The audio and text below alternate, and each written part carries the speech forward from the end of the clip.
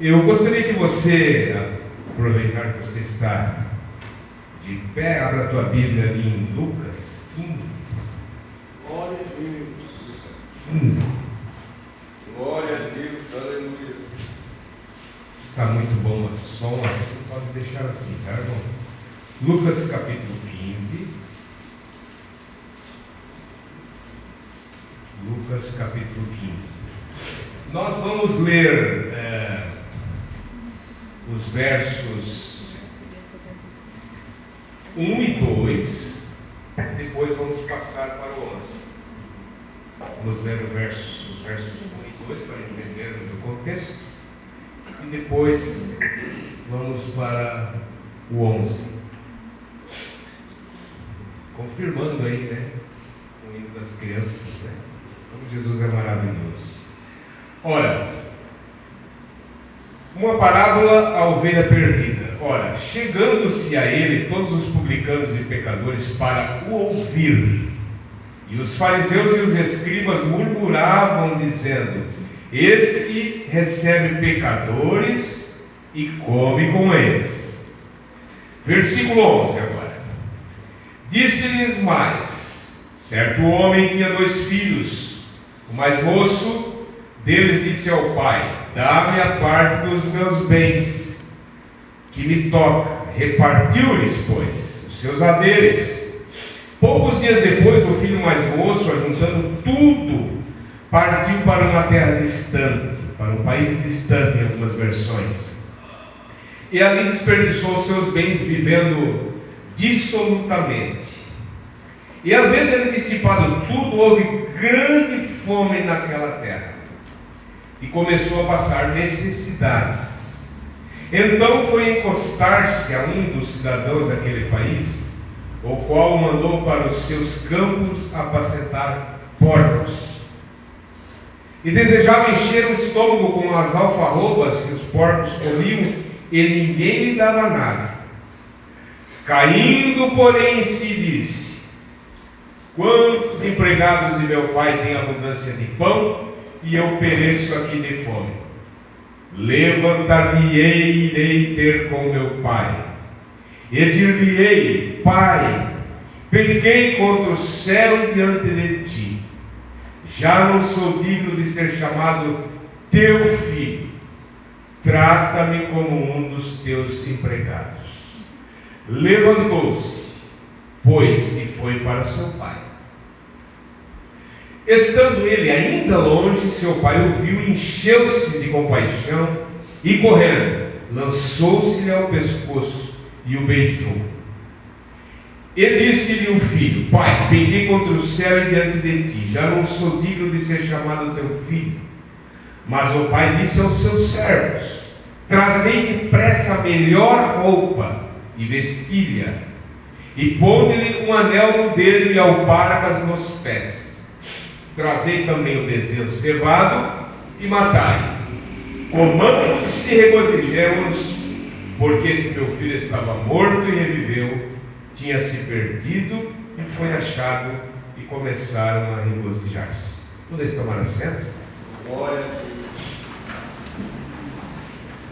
Meus amados irmãos e irmãs, corpo de obreiros dessa igreja, crianças que também desceram para baixo, temos os adolescentes, todo o povo de Deus reunido, músicos. O contexto desta passagem, aqui do capítulo 15, que fala alguns chamam de o capítulo dos achados e perdidos, e nos mostra Jesus contando aqui 3 parábolas. A primeira parábola, dos versículos 3 ao 7, que nos mostra a ovelha perdida, que as crianças cantaram aqui. Bate o pé, e o pastor está procurando. Depois, conta a parábola da dracma perdida, dos versículos 8 ao 10. E no versículo 11 prossegue com a parábola do filho pródigo, e na minha perícope aqui diz assim, acrescenta: esse é o pai amoroso. Gostei dessa versão aqui, porque aí acrescenta. Na verdade, isso é um acréscimo das casas publicadoras, né? não havia no original. Porque se você for observar, o foco deste texto está no pai amoroso, né? O pai amoroso que espera seu filho depois de tanta coisa.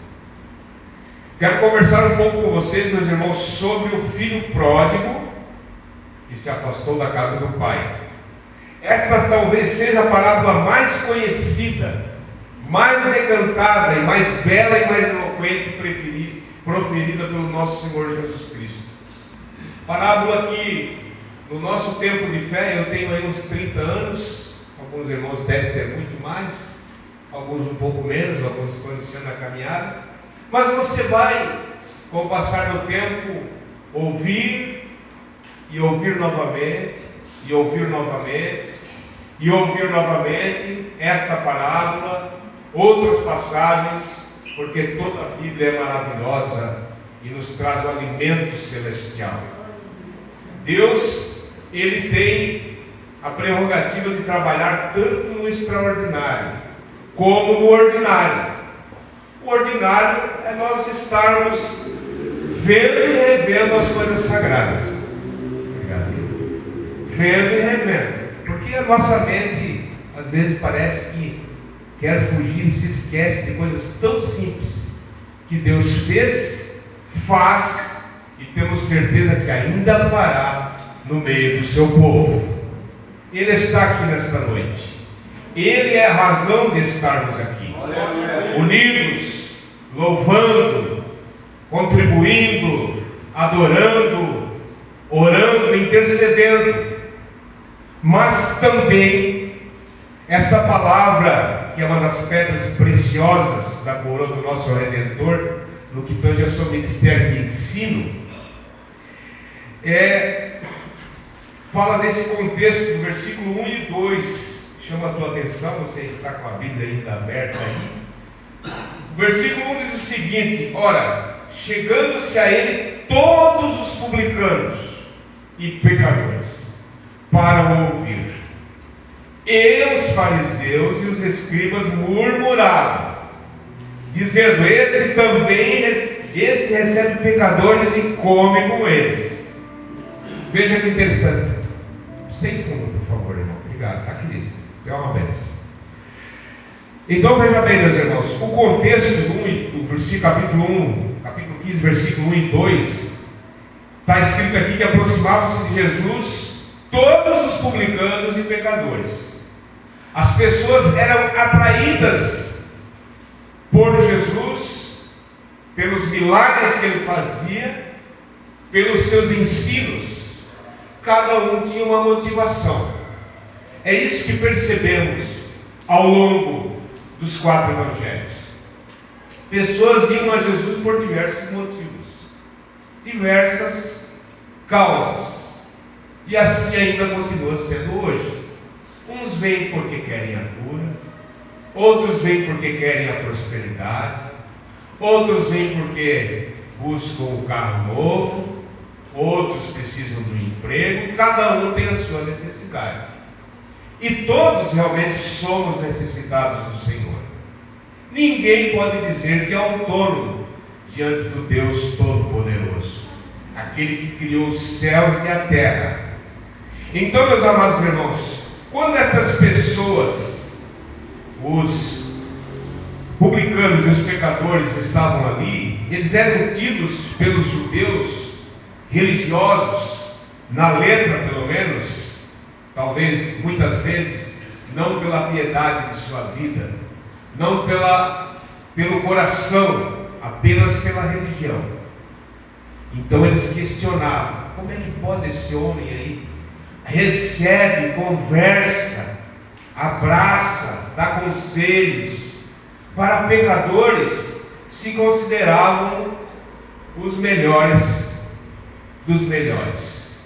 E eles questionavam, e no meio deste questionamento, que na visão destes religiosos só eles tinham acesso a Deus por causa do seu conhecimento, por causa das suas experiências pessoais, Jesus nos apresenta através destas 3 parábolas coisas muito significativas. Através da parábola da ovelha perdida, nos mostra que tinha 100 e ele foi buscar uma. Na parábola das dracmas, tinha 10 e uma se perdeu, pois foi procurada até que foi encontrada. E agora, na parábola do filho pródigo, acontece algo um pouco diferente. Ele cai em si e retorna para a casa do pai.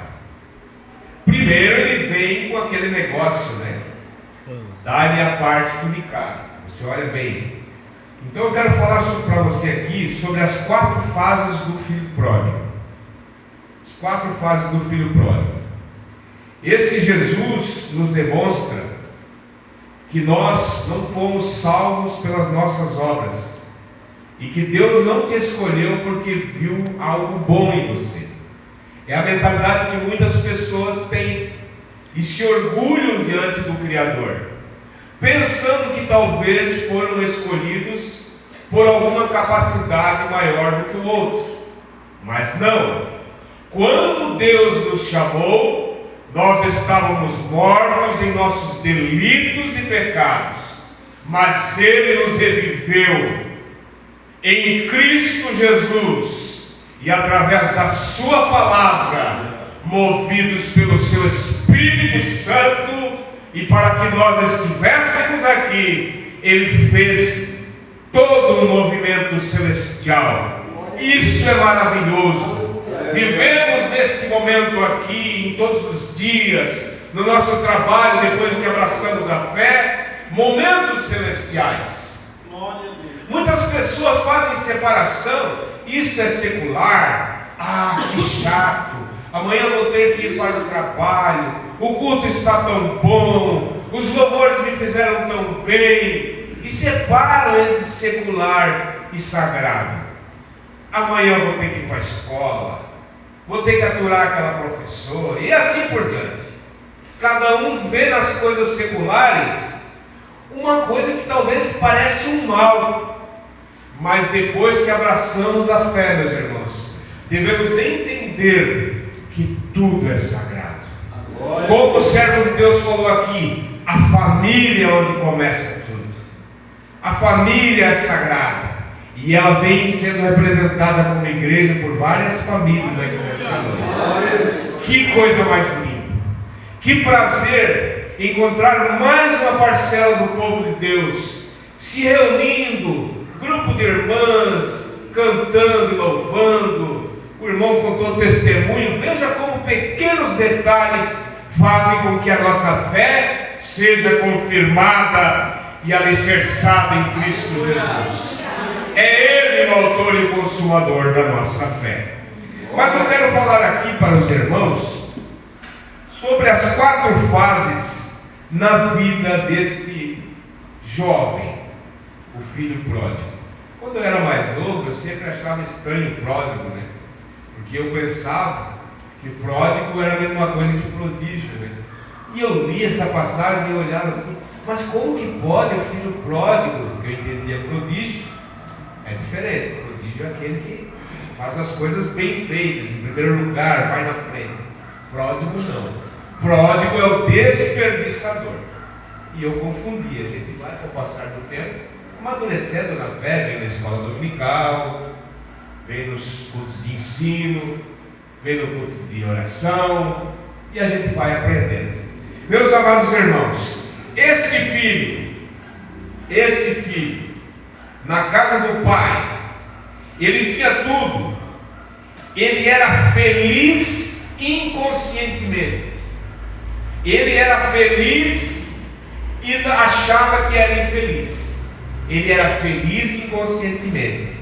Ele estava na casa do seu pai, ele tinha tudo com o seu pai. Ele tinha também um irmão, ele tinha casa, ele tinha pão, ele tinha fartura, ele tinha pessoas para o servir. Nada lhe faltava.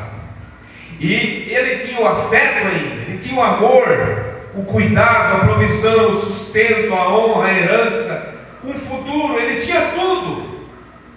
Ele era feliz, mas inconscientemente ele pensava que aquilo ali era pouco. Aqui nós vemos um ponto crítico no versículo 11 e 12. Um ponto crítico na vida do ser humano. Quem é o filho pródigo? O filho pródigo sou eu. O filho pródigo é você. O filho pródigo somos nós. Quando nos deixamos tocar pela insatisfação diante das coisas que Deus tem nos dado, diante de tudo aquilo que Deus tem feito ao longo da nossa vida, nos tornamos insatisfeitos, achamos que é muito pouco cada graça que o Senhor tem despendido sobre as nossas vidas. Essa insatisfação chama-se também incredulidade. Essa insatisfação chama-se também falta de dependência de Deus. Essa insatisfação é muitas vezes a nossa pretensa autonomia de querer tomar as rédeas de todas as coisas em nossas mãos e não saber confiar plenamente naquele que tem todo o poder e é soberano sobre os céus e a terra. Este menino era feliz, mas pensava que não era feliz. Era feliz inconscientemente. Se você olhar para a história bíblica, você vai ver que existiu um anjo, um querubim que caiu do céu, segundo o relato bíblico. Por que Satanás foi lançado do céu?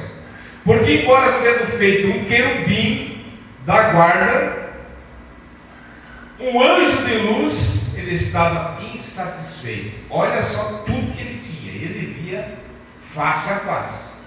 Ele estava insatisfeito.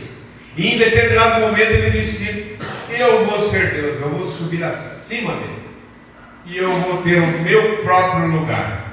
Veja que, se você olhar de um ponto de vista comercial, é isso que o filho quis ter, o filho mais novo. Ele dá a minha parte aqui, e muitas vezes se faz a interpretação que ele foi só e desperdiçou com prostitutas e festa, mas não é só isso. Ele não soube administrar aquilo que o pai tinha repartido com ele. Ele não soube administrar e esbanjou, gastou desordenadamente. Tem um ensinamento comercial, tem um ensinamento financeiro também, para que nós, como bons mordomos de Deus, saibamos cuidar das pérolas preciosas que Deus tem nos dado. É o seu filho, é o seu parente, é o seu marido, é a sua esposa, são os seus empregados, são os seus liderados. Cada um é uma pérola para o outro, e não existe igreja sozinha, uma pessoa. Eu pensei, quando eu estive afastado do Evangelho por anos, preso nas drogas, dormindo pelas ruas, abandonei os caminhos do Senhor e fiz mau uso de toda aquela graça que Deus tinha me concedido, achando que a minha satisfação no crack, na cocaína, nas drogas, era aquilo que poderia satisfazer mais do que aquilo que o Espírito Santo tinha satisfeito em minha vida durante o meu primeiro período de fé. Veja o que o inimigo faz. Veja o que os meus próprios prazeres, os desejos desordenados do meu coração podem fazer. Me arrastar para longe da casa do Pai, para longe do cuidado do Senhor. Foi isso que aconteceu comigo. Foi isso que aconteceu na minha vida. E por muitos anos, dormindo pelas ruas, me cobrindo com papelão, comendo comida do lixo. Mas Deus, que amor e misericórdia, me deu uma oportunidade para que eu viesse me arrepender e voltar a me dobrar diante do senhorio do nosso Senhor e Salvador Jesus Cristo. Grande é o Senhor e misericordioso. Adão e Eva também, meus irmãos, eram insatisfeitos, se tornaram insatisfeitos. Estavam no paraíso, num lugar perfeito, criados numa comunhão perfeita com Deus, mas de repente vem aquele sentimento de insatisfação. Quando a serpente vem tentar Eva e torcer, fazer uma interpretação forçada na palavra de Deus, todos dois fizeram interpretações forçadas. Tanto a serpente torceu aquilo que Deus tinha falado com uma mulher, falou de maneira diferente, porque já estava com um quinhão de insatisfação no seu coração. Um dos reformadores séculos atrás disse que o nosso coração é como uma fábrica de ídolos. Ou nós nos dobramos e adoramos ao Senhor, ou vamos direcionar essa adoração para qualquer outra coisa.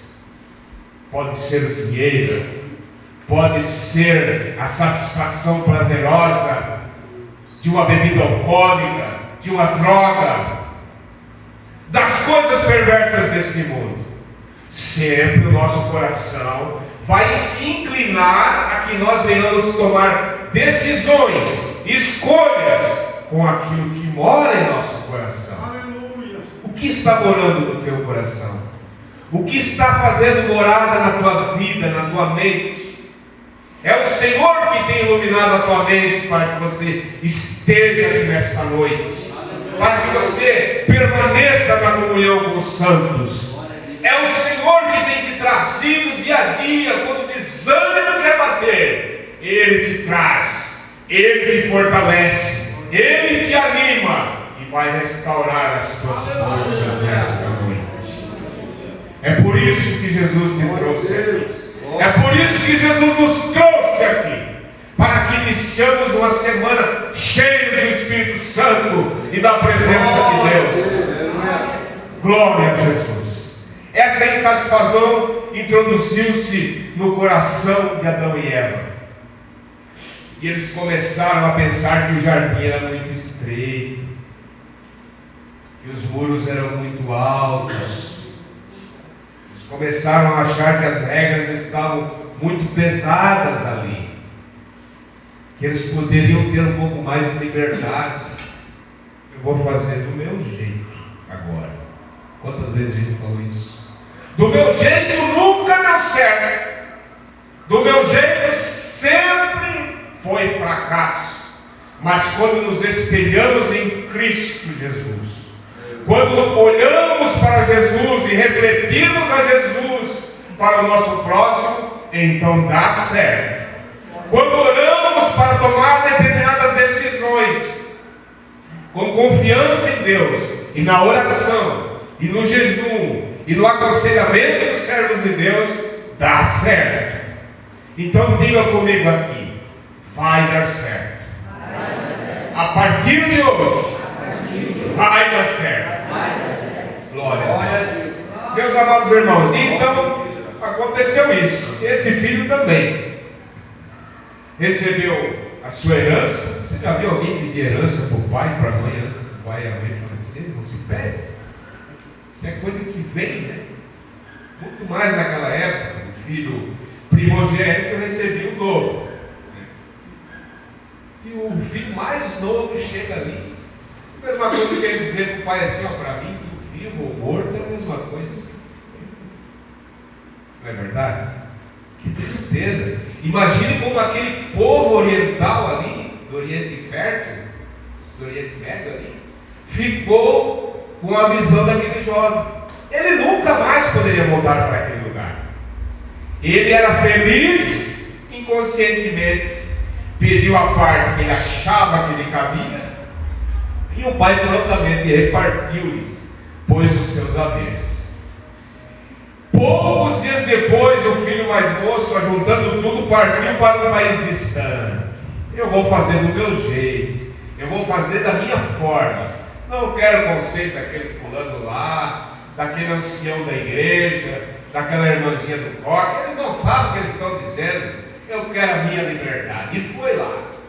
E desperdiçou dinheiro, não soube administrar, não colocou a juros, começou a gastar nos bares da vida, nas boates da vida, com os pretensos amigos, Pega aí, bebe aí, toma lá, pega aqui. E o dinheiro uma hora acaba, se não for bem administrado. Nós sabemos disso. Somos pessoas de condições limitadas aqui no nosso país, infelizmente. Mas Deus nos guarda e não nos deixa faltar o pão. Você já viu? São milagres, às vezes parecem pequenininhos, mas são grandes. Quando vai acabar a coisa da despensa, Deus, servo de Deus, pega aqui, leva para ti. E assim Deus vai trabalhando. Às vezes é uma peça de roupa, uma meia, um calçado, um arquinho, alguma coisa, uma Bíblia. Deus está sempre provendo as coisas para nós. Glória a Deus. E mesmo assim, irmãos, vejam como nós somos ingratos. Aquilo não nos satisfaz. A doutrina do contentamento que está na Escritura, existe a doutrina do contentamento que muitas vezes está distante de nós. E eu quero como a sanguessuga, dá e dá, mais e mais. Não está bom. E não me contento, Jesus, obrigado. Obrigado pela água. Tu sabe que cada vez que eu estou no chuveiro, irmão, cada vez que eu estou no chuveiro, eu digo, Jesus, obrigado por esse chuveiro, porque eu fiquei muito tempo sem tomar banho nas ruas. Queria um chuveiro, uma cobertinha arrumava com alguém, mas chuveiro, banho era terrível. Então, coisa simples, que às vezes a pessoa passa ali, toma 2, 3 banhos, e eu, Jesus, obrigado por essa água. Eu não consigo tomar um banho sem agradecer, porque tive que passar por uma experiência de ensino da parte de Deus para me domar, para me mostrar que do meu jeito não vai, que não é como eu penso, não tem que ser como eu penso. Não, se não for do meu jeito eu não vou cantar, se não for do meu jeito eu não vou pensar. Não é do nosso jeito, é do jeito de Jesus. Glória a Deus. Então este filho agora, meus irmãos, ele primeiro ele era feliz inconscientemente, agora ele é infeliz inconscientemente. Ele ainda não sabe que ele está em desgraça, está esbanjando, está se divertindo. O prazer do pecado, os prazeres momentâneos, as coisas oferecidas por Satanás, elas sempre parecem maçãs suculentas, mas sempre vem bichada, sempre é um laço. Ele vai te dar, ele vai te oferecer aquilo que você nunca vai conseguir. Você nunca vai ter nas mãos do inimigo, no mundo, nos prazeres da carne, no pecado, na idolatria, na devassidão, na avareza, na incredulidade, nas más companhias, nas más amizades, com aquela pessoa que só vive de fofoca. Você nunca vai ter a paz e sempre vai andar influenciado por mal. Mas graças a Deus que aqui tem uma igreja inteligente, uma igreja que está aos pés do Senhor. Isso a gente sente quando a gente entra na igreja. Este filho primeiro foi feliz inconscientemente, depois ele estava infeliz inconscientemente. Aí o que acontece? Versículo de número 14: e havendo ele dissipado tudo, houve naquela terra uma grande fome, e começou a passar necessidades. Aquela terra é símbolo do mundo pagão, do mundo incrédulo. E ele então foi encostar-se em um daqueles cidadãos, símbolo de Satanás. Está no mundo, vai se encostar em coisa que presta, você já está errado, como eu estava na droga. Como é que eu posso dizer? Rapidinho, quando eu dizia assim, hoje eu não vou usar mais, hoje eu não vou usar mais, eu te prometo, o diabo, ele não vinha pessoalmente, mas ele sempre enviava o secretário. Olha aqui que eu tenho para nós. E o prazer falava mais alto. É prazer, querer me satisfazer antes de satisfazer a vontade de Deus. Eu quero me satisfazer. A vontade de Deus é secundária. E assim eu ficava naquele fluxo constante. Mas Deus foi misericórdia, foi me apertando de lá, até que um dia eu não aguentei. Estava num quarto de hotel, tinha virado a noite usando drogas. Disse: eu não aguento mais. Eu cheguei ao fundo do poço. Então ali, como jovem que gastou, agora ele sabe. Então ele é infeliz agora, conscientemente. Caiu em si. Que burrada que eu fiz. Onde é que eu fui me meter? De uma família, de uma igreja abençoada, arrumadinho, cheirosinho, limpinho, com comida, com carinhos dos familiares, broncas também, porque é necessário, né? Aquele que corrige é porque ama. E quando eu vi, estava dormindo no papelão. Meu Deus, como tu és misericordioso, Senhor. Como tu és misericordioso. Eu não queria mais, eu achava que ia morrer naquela condição. Então, como aquele jovem agora é infeliz e é consciente que é infeliz, consciente que aquele caminho não dá mais, mas não consegue sair, não consegue largar o vício, não consegue largar a imoralidade, mas está aqui nesta noite o Rei dos Reis e Senhor dos Senhores, que é aquele que liberta, que é aquele que arranca a vontade do mal. Glória a Jesus. Aleluia. Então aquele jovem era infeliz agora conscientemente. Então, primeiro, feliz inconscientemente. Segundo, infeliz inconscientemente. Terceiro, infeliz conscientemente. Primeiro, feliz inconscientemente. Segundo, infeliz inconscientemente. Terceiro, infeliz conscientemente. Quarto, feliz conscientemente. Amém? Então agora ele diz assim, ó, ele que estava lá, consciente da sua infelicidade, desejava encher o estômago com as alfarrobas que os porcos comiam. Você já parou para analisar, irmãos, que o porco na cultura judaica é algo imundo? É algo imundo, nenhum judeu come carne de porco. E essa era a cultura ali. Então ele teve que se dobrar ali, a sua própria cultura, a sua própria religião, abandonar, colocar de lado, para servir por causa que ele quis servir o seu próprio prazer. Mas caindo em si, ele disse, versículo 17: quantos empregados de meu pai têm abundância de pão? Aí ele lembrou. Aí ele vai se tornar feliz conscientemente. Não, eu sou feliz, está bom com isso. Jesus me deu só isso. Muito obrigado, Senhor. Gratidão, Pai. Se tu quiser, tu pode me dar mais, mas eu me contento com isso.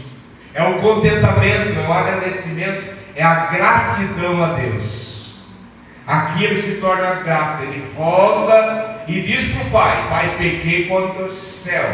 Quando fala contra o céu, é contra Deus. E perante ti, já não sou digno de ser chamado teu filho. Mas ele sabia que os trabalhadores, os empregados, os mordomos, os secretários do seu pai eram bem tratados. Porque um bom líder trata bem os seus liderados. Assim nós temos aprendido com o nosso pastor presidente e os irmãos todos, com os nossos obreiros e com as irmãs que ensinam também. Então, aqueles empregados eram bem tratados. Ele disse: meu Deus, quando ele viu, quando ele caiu em si, ele disse: não, eu vou voltar para lá, posso ser um empregado lá. E aí então você vê que o pai já estava esperando, contrariando a lógica do contexto daquela época. Se o filho fizesse isso, a própria comunidade o repeliria quando ele chegasse. Você quis ver teu pai morto, desejou teu pai morto, e agora você quer voltar para cá? A própria comunidade ia contra ele. E o pai estava olhando, estava sempre esperando, atento àquela decisão de arrependimento do filho. O que isso nos mostra finalmente, irmãos? Nos mostra que todos nós, eu sou pródigo, você é pródigo, todos nós somos pródigos, e todos os dias pecamos de diversas formas, de diversas maneiras, mesmo quando alguns de nós podemos achar que somos ali, fazer como os escribas, eu sou bonitinho, entendo da palavra, não roubo, não mato, não adultero. Então a pessoa às vezes se veste, o inimigo nos tenta, muitas vezes com isso, para nos trazer aquela capa de religiosidade, dizer, eu sou santo mesmo, olha só, consegui jejuar até tal hora, oro mais do que o pastor da igreja, oro mais do que os obreiros, oro mais do que as irmãs do círculo de oração. Ninguém é mais do que ninguém. Todos nós fomos resgatados da nossa vã maneira de viver. Que maravilha, Senhor, porque Tu nos resgataste daquela devassidão. Nosso coração era depravado, era perverso, era contaminado, mas Jesus nos libertou, nos trouxe para o Seu caminho, nos veste com vestes novas, põe um anel de autoridade. Aquele anel era anel de autoridade, que agora ele fazia parte da família também. Ele não ia ser mais um empregado apenas, como ele satisfaria, ele disse, mas ele agora sabia administrar aquilo que o Pai tinha e dava valor. O negócio está em nós darmos valor, estarmos contentes com o pouco, e aquele que é fiel no pouco, no muito Deus vai acrescentar. Quantos creem assim? Aquele que é fiel no pouco e é contente e agradeça a Deus pelo pouco, e Deus vai concedendo, Deus vai plantando na tua vida bênçãos celestiais, porque as bênçãos materiais e as bênçãos financeiras também vão vir, mas são consequência da tua vida espiritual e do teu arrependimento. Que Deus abençoe. Os irmãos podem se colocar de pé? Vamos orar nesse momento. Ore comigo assim: Senhor Jesus, mais alto, Senhor Jesus, nós te agradecemos, temos gratidão por nos ter redimido, por nos ter arrancado do caminho do pecado, do caminho da devassidão. Abençoa, Senhor, o meu lar, a minha família, o meu trabalho e os meus irmãos da igreja, os meus pastores. É assim eu te agradeço, em nome de Jesus.